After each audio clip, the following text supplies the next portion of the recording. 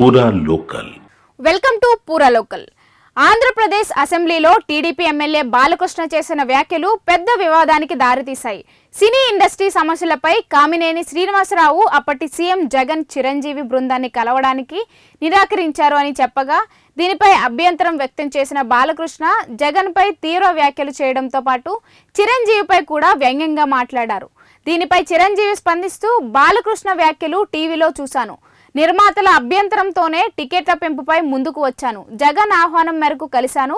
ఆయన గౌరవంగా ఆహ్వానించారు. నేను కఠినంగా మాట్లాడి సీఎం దిగి వచ్చారన్నది అబద్ధం. ఎప్పుడూ గౌరవంతోనే మాట్లాడతాను. నా చొరవ వల్లే టికెట్ల రేట్లు పెరిగాయి. దాంతో నా వాల్తేరు వీరయ్యతో పాటు బాలకృష్ణ వీరసింహంరెడ్డి సినిమాకు కూడా లాభమైంది. దీనికి సాక్షులు అక్కడున్నవారే అని వ్యాఖ్యానించారు. దీంతో బాలకృష్ణ చిరంజీవుల మాటల యుద్ధం రాజకీయ వర్గాల్లోని అలాగే సినీ వర్గాల్లోనూ కూడా చర్చనీయాంశంగా మారింది.